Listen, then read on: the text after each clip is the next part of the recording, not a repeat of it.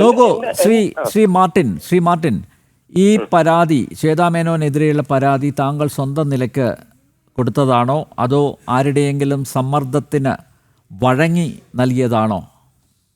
ഇതിനിടയ്ക്ക് നമ്മൾ കട്ട് ചെയ്ത് പോയൊരു കാര്യം, രണ്ട് കാര്യങ്ങൾ ഞാൻ പറയാനാ. അപ്പൊ ഇതിനിടയ്ക്ക് ഈ ഒരു ഞാൻ അത് ഒന്ന് പറഞ്ഞത് ഈ ഇതിന്റെ ഉത്തരത്തിൽ നമ്മളതല്ലല്ലോ വിഷയം. താങ്കൾക്ക് ഇങ്ങനെ ഒരു പശ്ചാത്തലം ഉണ്ട്, അതില്ല എന്ന് താങ്കൾ ക്രൈം നന്ദകുമാറാണ് അങ്ങനെ ഒരു അറിയിപ്പ് കൊടുത്തത്, അതില്ല എന്നിപ്പോൾ താങ്കൾ പറഞ്ഞു. അത് ഓക്കെ, അത് നമുക്ക് മാറ്റിവെക്കാം. ഇതിനുള്ള മറുപടി താങ്കൾ സ്വന്തം നിലയ്ക്കാണ് പരാതി കൊടുത്തത്. വ്യാപകമായിട്ട് പറയുന്നു ഈ ബാബുരാജ് എന്ന് പറയുന്ന സിനിമാ നടനുമായിട്ട് എനിക്ക് ബന്ധമുണ്ടെന്ന് പറഞ്ഞു. സത്യം പറഞ്ഞ ഞാൻ എനിക്ക് ഈ മനുഷ്യനെ ഞാൻ സിനിമ കണ്ടിട്ടില്ല, നേരിട്ട് പോലും ഞാൻ അത്യാവശ്യം ഒരു സിനിമാ നടന്മാരെ പോലും നേരിട്ട് ഞാൻ കണ്ടിട്ടില്ല. എനിക്ക് ഏതെങ്കിലും ഒരു നടന്മാരുടെ ഫോൺ നമ്പറുകൾ എൻ്റെ ഇല്ല. ഞാൻ ഈ പരാതി കൊടുത്തിരിക്കുന്നത് എൻ്റെ സ്വന്തം നിലയിൽ തന്നെയാണ്. അപ്പോൾ ഒരാളും താങ്കളെ കോണ്ടാക്ട് ചെയ്തിട്ടില്ല? എനിക്ക് ഈ അമ്മ സംഘടനയിലുള്ള ഒരാൾ എന്തിനാ പറയുന്നത്, അവിടുത്തെ ഒരു തൂപ്പുകാരനുണ്ടെങ്കിൽ തൂപ്പുകാരനായിട്ട് പോലും എനിക്ക് ബന്ധമില്ല, എനിക്ക് ഒരാളെ അറിയത്തുമില്ല. അപ്പൊ ഈ ജൂലൈ 31 തന്നെ ചീഫ് ജുഡീഷ്യൽ മജിസ്ട്രേറ്റ് കോടതിയിൽ പരാതിയുമായിട്ട് പോകാനുള്ള കാരണം എന്താണ്? ജൂലൈ 31 അല്ലല്ലോ, അതായത് നമ്മൾ ആദ്യമേ ഈ പരാതി കൊടുത്തിരിക്കുന്നത്. അല്ല, അത് മനസ്സിലായി. പോലീസ് നടപടിയൊന്നും എടുത്തില്ല, സിറ്റി പോലീസ് കമ്മീഷണർ നടപടി എടുത്തില്ല. അങ്ങനെയാണല്ലോ താങ്കൾ കോടതിയിലേക്ക് പോകുന്നത്. ആ കോടതിയിലേക്ക് പോയത് ജൂലൈ 31 ജൂലൈ 31 പറഞ്ഞാൽ വക്കീൽ അതിന്റെ പ്രൊസീജിയർ തീർത്ത് ജൂലൈ 31 ഫയൽ ചെയ്തത് മാത്രമേ ഉള്ളൂ. അതിന് അമ്മയുടെ തെരഞ്ഞെടുപ്പുമായിട്ട് ബന്ധപ്പെട്ടോ അല്ലെങ്കിൽ സത്യത്തിൽ അങ്ങനെ ഒരു പരിവേഷം നൽകേണ്ടതില്ല അതിനകത്ത്. ശ്വേതാമേനോനുമായിട്ട് വ്യക്തിവിരോധം വല്ലതും ഉണ്ടോ? ശ്വേതാമേനോനെ എനിക്കോ അദ്ദേഹത്തിന് എന്നെയോ എനിക്ക് അദ്ദേഹത്തെയോ എനിക്ക് പേഴ്സണലായിട്ട് അറിയില്ല. ഓക്കെ, ഈ നോക്കൂ, ഈ പോൺ സൈറ്റുകൾ, താങ്കൾ പോൺ സൈറ്റിലോട്ട് പോയത് കൊണ്ടാണല്ലോ ഇതൊക്കെ കണ്ടത് അല്ലേ? രണ്ട് പെൺകുട്ടികൾ ഈ പോൺ വീഡിയോസ് കണ്ട സമയത്ത് താങ്കൾ അവിടെ ഉണ്ടായിരുന്നു, താങ്കളുടെ സാന്നിധ്യം ഉണ്ടായിരുന്നു. രണ്ട് പെൺകുട്ടികളല്ല, പ്രായപൂർത്തിയാകാത്ത രണ്ട് കുട്ടികൾ ഇങ്ങനെ ഇത് കണ്ടു കഴിഞ്ഞപ്പോഴാണ് ഞാൻ അത് ഇത് ഞാൻ ചോദിക്കുകയും അപ്പൊ അത് മക്കൾ ഇത് മോശമാണെന്ന് പറഞ്ഞു. അപ്പൊ അത് ഞാൻ ആ രണ്ട് കുട്ടികൾ ഇനിയിപ്പോ കോടതിയിൽ ചിലപ്പോൾ തെളിവൊക്കെ ഹാജരാക്കേണ്ടി വരും. ഈ രണ്ട് കുട്ടികൾ എവിടെയുള്ളവരാണത്? എനിക്ക് ആ കുട്ടികളെ പരിചയമില്ല, അവർ സ്കൂളിൽ പഠിക്കുന്ന കുട്ടികളല്ലേ. സ്കൂളിൽ പഠിക്കുന്ന കുട്ടികളെ നിങ്ങൾ എവിടെ വെച്ചാ കണ്ടത്? ഞാൻ ഹൈക്കോടതിയുടെ പരിസരത്ത് വെച്ച്. ഹൈക്കോടതിയുടെ പരിസരത്ത്? അതെ. അപ്പൊ ഈ രണ്ട് കുട്ടികൾ ഈ വീഡിയോ ഇതാണ് കാണുന്നതെന്ന് എങ്ങനെ താങ്കൾക്ക് മനസ്സിലായത്?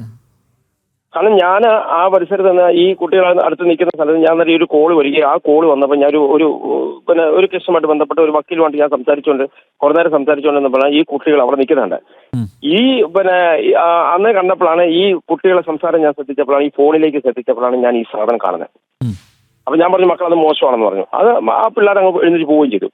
ഇതുപോലെ തന്നെ ഒരു സമയത്ത് തന്നെ നമ്മളെ ആ ഹൈക്കോടതിയിലാണ് നമ്മളെ സബ് ജയിലിന്റെ അപ്പുറത്തെ റോഡിൽ നിന്ന് ഇടവഴിയിൽ കൂടെ കഴിഞ്ഞപ്പം ഈ പിള്ളേര് മറ്റേ നാക്കിനിടയ്ക്ക് വെക്കുന്ന ഒരു സാധനം വെക്കുന്നത് എന്റെ ശ്രദ്ധയിൽപ്പെട്ടു.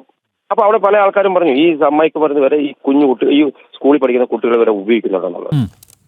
അപ്പൊ നമ്മൾ ആ ഹൈക്കോടതിയുടെ പരിസരങ്ങൾ എന്നൊക്കെ പറയുന്നത് വളരെ ഡേഞ്ചർ ആയിട്ടുള്ള ഏരിയ ആണ്, ആ ഇടുങ്ങിയ വഴികളൊക്കെ. മനസ്സിലായോ? അപ്പൊ ഞാൻ അങ്ങനെ ഒരു കാര്യം. അത് മാത്രമല്ല, താങ്കൾ കോടതിയിൽ ഒരു ലിസ്റ്റ് കൊടുത്തല്ലോ, ഈ പോൺ സൈറ്റുകളുടെ ലിസ്റ്റ്.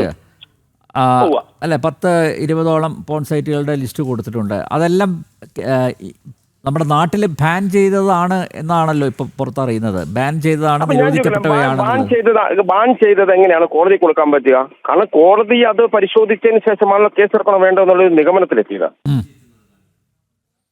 അല്ലാതെ ബാൻ ചെയ്ത സാധനം എങ്ങനെ കോടതിക്ക് ഓപ്പൺ ആക്കാൻ പറ്റും? ഒരു കാര്യം കൂടി, ശ്രീ മാർട്ടിൻ മേനാച്ചേരി, ഇപ്പൊ ഇത് വലിയൊരു വിവാദമായി. ഒരു ചലച്ചിത്ര പ്രവർത്തകയെ, ഒരു നടിയെ, അവർ വളരെ സജീവമായി ഈ അമ്മ എന്ന സംഘടനയുടെ നേതൃനിരയിൽ പ്രവർത്തിക്കുന്ന ഒരു വ്യക്തി കൂടിയാണ്.